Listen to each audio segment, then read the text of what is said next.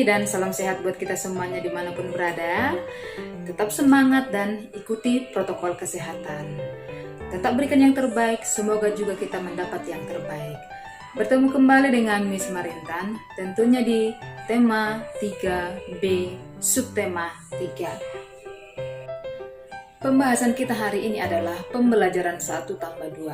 Pada pembelajaran 1+2, tujuan pembelajaran kita hari ini adalah yang pertama, siswa mampu menulis hasil wawancara yang dibaca. Kemudian yang kedua, mampu menjelaskan tugas dan peran setiap anggota keluarga. Kemudian yang ketiga, membuat motif hias tumbuhan.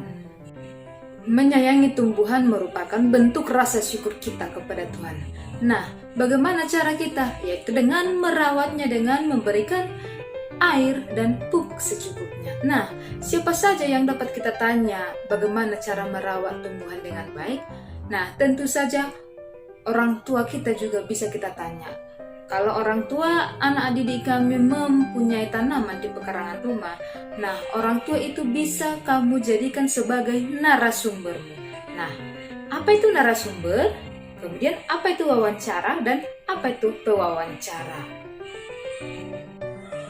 Wawancara adalah kegiatan tanya jawab untuk mendapatkan informasi mengenai suatu hal. Kegiatan wawancara dilakukan oleh siapa? Nah, kegiatan wawancara itu dilakukan oleh pewawancara dan narasumber. Nah, apa itu narasumber? Narasumber adalah orang yang menyampaikan informasi kepada si pewawancara. Kemudian, sebelum melakukan wawancara, si pewawancara sebaiknya mempersiapkan daftar pertanyaan. Pertanyaan yang disiapkan biasanya menggunakan kata tanya apa, di mana, kapan, siapa, mengapa, bagaimana. Dan setiap kata tanya tersebut memiliki fungsi masing-masing. Perhatikan, apa digunakan untuk menanyakan penjelasan mengenai suatu hal atau benda.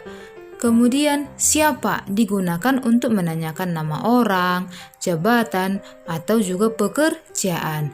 Kemudian, kapan digunakan untuk menanyakan waktu, di mana digunakan untuk menanyakan tempat, mengapa digunakan untuk menanyakan alasan atau sebab. Kemudian yang terakhir, bagaimana digunakan untuk menanyakan cara atau proses. Kemudian penjelasan ciri-ciri atau sifat tokoh. Ketika kita tadi merawat tanaman dengan baik, maka tanaman tersebut pun akan tumbuh subur dan tanaman tersebut dapat kita jadikan sebagai tanaman hias dan bahan masakan. Nah, jenis tanaman tersebut dapat dijadikan sebagai motif hias pada kain.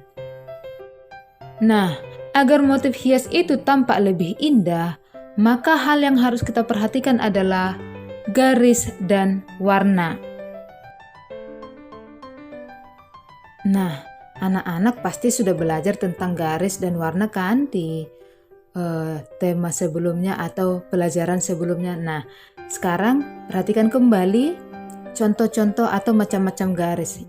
Ada garis lengkung, garis bersilangan, garis sejajar, zigzag, spiral, dan garis bergelombang.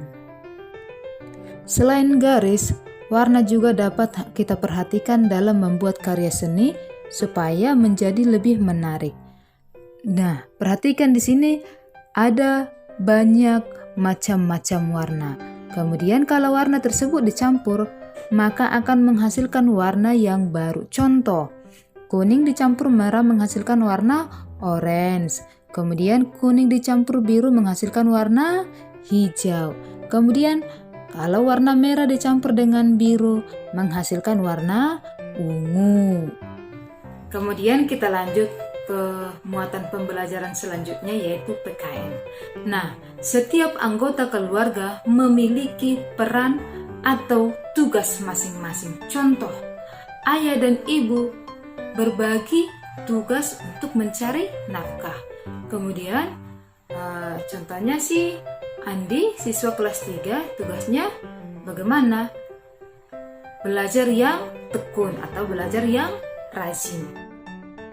Selain belajar yang tekun, peran anak juga harus membantu orang tua di rumah. Contoh, menyapu rumah, menyiram tanaman, kemudian bagaimana membantu ibu mencuci piring, dan masih banyak lagi peran setiap anggota keluarga di rumah. Jadi anak-anak kami, belajar yang tekun juga merupakan salah satu bentuk menghargai orang tua kalian. Mengapa?